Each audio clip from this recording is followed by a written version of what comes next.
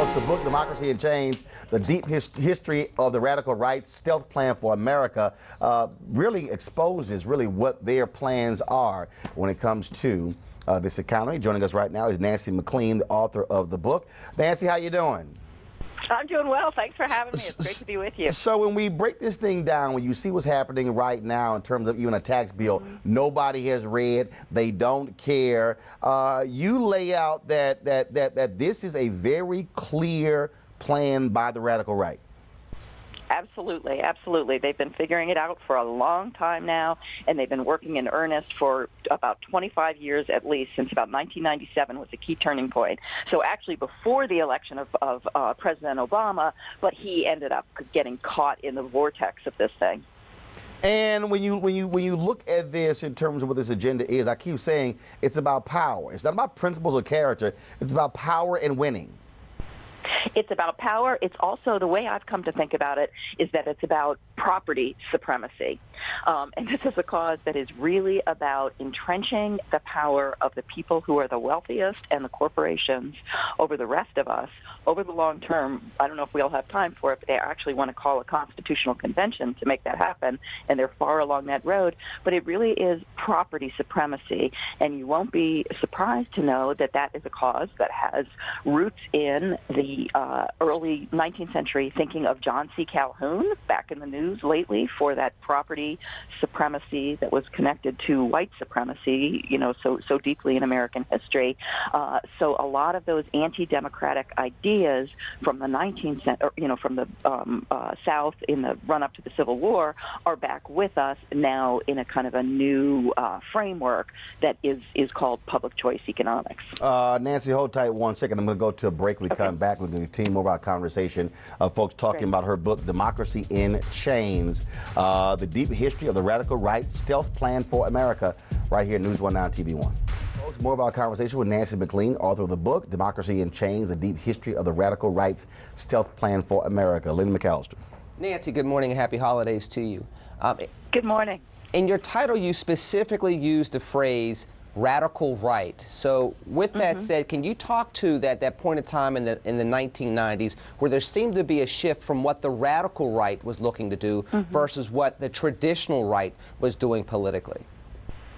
Yeah, this radical right, I should be clear too, because there's obviously now the alt-right has you know, the white supremacist, right supremacist right has gotten so much more active in the last year. But this is about the billionaire-funded radical right, convened and sustained by the Charles Koch donor network and folks like that. So this is a very strategic, people who built multinational corporations, et cetera.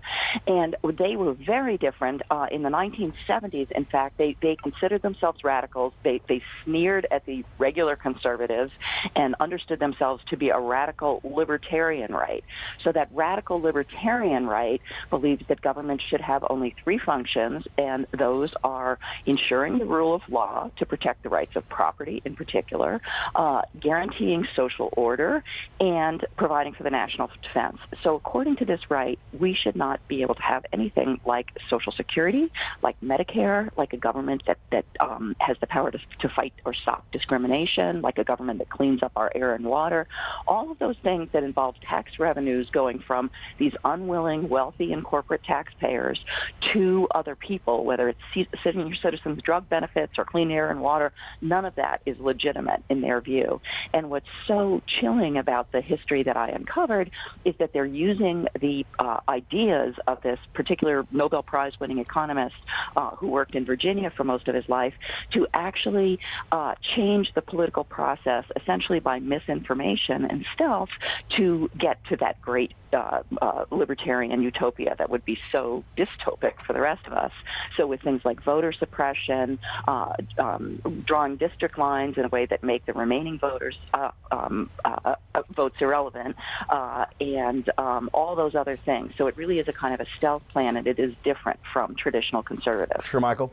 Hi, Nancy. Good morning. This is I Sure must say Michael. the conservatives have been willing partners in this. So Nancy, let me ask you, how do you reconcile if someone's listening to you right now, you mentioned the Koch brothers specifically, someone were to say, well, they gave $25 million to the Frederick Douglass Foundation, or Thurgood Marshall Foundation rather, they worked with the Obama administration on some criminal justice reform issues. How would you reconcile that if someone were to make that argument in comparison to what you said their role is in all of this? Yeah, well, Jane Mayer, the journalist who exposed the dark money trail that the Kochs have built, first, mine is more focused on the ideas and the strategy and the end game, but she describes that as new Koch. It's a kind of a rebranding effort. They're trying to make themselves popular by doing these things, by giving these monies. I would say be very, very wary of this. They have been working with groups like the League of the South, which essentially revised secessionist ideas. There's a long history of people from the libertarian right sliding into the alt-right because they are so committed to these ideas, of what used to be called social Darwinism that blame people for their situations. So these people are not the friends of African Americans. They never have been. And Nancy, let's be clear. This started with Brown versus Board of Education. Yeah, that's what's so new in my work, was finding that Southern story that shows that the origins of these ideas came from Virginia, while Virginia was leading the wider South in massive resistance to Brown versus Board of Education. This particular thinker, James McGill Buchanan, set to work, and he came up with a new set of ideas that basically provided a kind of scholarly imprimatur to a lot of longstanding conservative, ideas on the Southern conservative right, like the idea that politicians just buy the votes of people with things like, the right to organize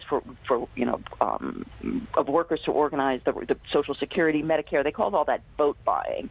And they played on a lot of racist tropes over the years to build an audience for this idea. But basically, it's coming after everyone, including the programs that white people depend on and value. So it is really a radical cause, and its radicalism is signaled by the fact that they want to call a constitutional convention. This has not gotten enough attention, some, but not enough attention in the national news media. But they have lined up 28 of the 34 states needed to call a constitutional convention under Section 5 of the Constitution. We've never seen that in the United States since the Constitution was written. That's how radical it is. And if they get that constitutional convention, they're coming in with 10 liberty amendments that would basically transform our society and render government inoperative for the people for the future. Folks, the book is called Democracy in Chains by Nancy McLean. Nancy, we appreciate it. Thanks a lot. Thanks a lot. Great to be with you. Weekdays on TV One. I will never lie to you. Oh, my God. Roland Martin. He doesn't want to talk to us. He wants to ignore us. Uncensored. Hell no. That ain't gonna cut it, boo. Unapologetic. No, that is fundamentally false. You are wrong. Unfiltered. He wants an America where we all look alike. He ain't talking about black people. Unrelenting. You better go work out, because you got a fight on your hands. NewsOne Now with Roland Martin. Weekdays at 7 a.m. on TV One.